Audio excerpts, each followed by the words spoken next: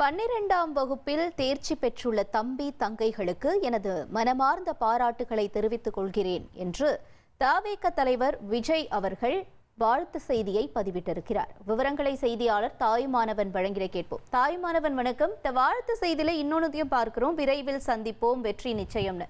போன தடவை மாணவர்களுக்கு எல்லாமே ஒரு பாராட்டு விழா ஒன்று நடத்தியிருந்தாரு. அந்த மாதிரி இந்த வாட்டியும் நடக்க வாய்ப்புகள் இருக்குமா இந்த அறிவிப்பு மூலமா?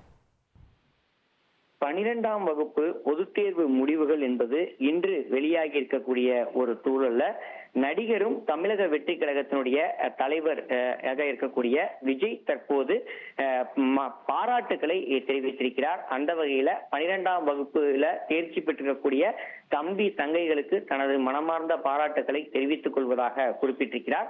மேலும் பொதுத் தேர்வு தேர்ச்சி மட்டுமே வாழ்வின் எல்லாவற்றையும் முடிவு செய்திடாது என்பதை ஒவ்வொருவரும் உணர வேண்டும் எனவும், எனவே மனம் தளராமல் கடின உழைப்பை மீண்டும் முதலீட்டாக்கி புதிய இலக்கை நோக்கி செல்ல அனைவருமே தயாராகுங்கள், வெற்றி காணுங்கள் என தன்னுடைய வாழ்த்து செய்தியில அவர் குறிப்பிட்டிருக்கிறார்.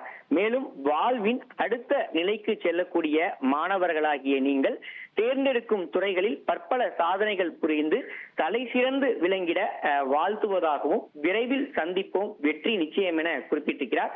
ஏற்கனவே கடந்த 2 ஆண்டுகளாக 10 மற்றும் 12ஆம் வகுப்புல சிறந்து விளங்கக்கூடிய மாணவ மாணவிகளை மாவட்ட வாரியாக அழைத்து அவர் விருதுகளை வழங்கி, கல்வி விருது வழங்கும் விழாவில் விருதுகளை வழங்கி கௌரவித்திருந்தார். அந்த வகையில இந்த ஆண்டும் சட்டமன்ற தொகுதி வாரியாக மாணவ மாணவிகளை அழைத்து 3வது ஆண்டாக அந்த விருதுகளை வழங்கி கௌரவிக்க இருப்பதாக தன்னுடைய எக்ஸ் வலைதளத்துல அவர் குறிப்பிட்டிருக்கிறார். அதனை குறிப்பிடக்கூடிய வகையில்தான் விரைவில் சந்திப்போம், வெற்றி நிச்சயம் என தெரிவித்திருக்கிறார். விவரங்களுக்கு நன்றி தாயுமானவன். உங்கள் தந்தி ஒன் தொலைக்காட்சியில் கர்ணன் தினமும் மாலை 5 மணிக்கு காண தவறாதீர்கள்.